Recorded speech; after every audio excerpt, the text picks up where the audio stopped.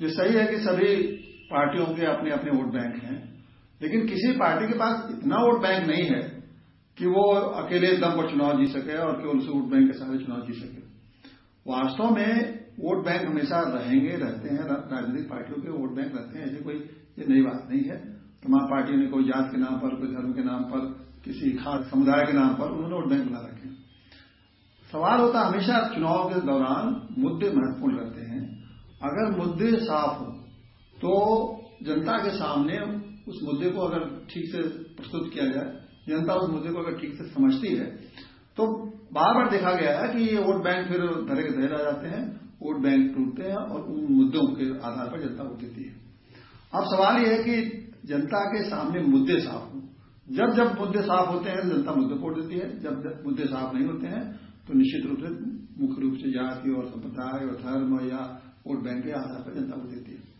थोड़े से vote bank की कोई परवाह नहीं, लेकिन आम जनता मैं नहीं समझता कि वोट बैंक है। एक बहुत बड़ा तबका, मैं तो समझता 50% से ज्यादा एक ऐसा तबका है जो किसी का वोट बैंक नहीं है। और जैसे जैसे शिक्षा बढ़ रही है, जैसे जैसे लोगों में जागरूकता बढ़ रही है, वैसे वैसे वोट बैंक भी लोगों का टूटता जा रहा है। और मैं समझ रहा हूं कि इस समय तो आज की जो परिस्थिति है, इसमें 75% तक जनता अब किसी को वोट बैंक नहीं है, वो वोट बैंक से बाहर निकल चुकी है। अभी बीबीसी ने एक बहुत बड़ा सर्वेक्षण किया और उसने 23 देशों का सर्वेक्षण किया और उस सर्वेक्षण में बीबीसी ने यह पाया कि इसमें दुनिया में जो सबसे बड़ा मुद्दा बन चुका है वो भ्रष्टाचार का मुद्दा है। और भारत में तो ये सभी जानते हैं कि भारत में भ्रष्टाचार इसमें नंबर 1 का मुद्दा है। तो अगर ये भ्रष्टाचार का मुद्दा जनता ने समझ लिया, अगर जनता ये समझती है कि वास्तव में भ्रष्टाचार का मुद्दा है और इस मुद्दे पर हमें वोट देना चाहिए, तो मैं समझता हूं कि सारे वोट बैंक टूट जाएंगे। लेकिन अब ये सवाल है कि भ्रष्टाचार का मुद्दा कैसे बने। सवाल इसका ये बहुत बड़ा महत्वपूर्ण है कि चुनाव में जितनी राजनीतिक पार्टियां हैं, जो पुरानी खास करके बड़ी बड़ी पार्टियां आजकल इस देश में हैं, वो भ्रष्टाचार की बात चुनाव के पहले तो बहुत करती हैं कि ये भ्रष्टाचार है, वो भ्रष्टाचार है।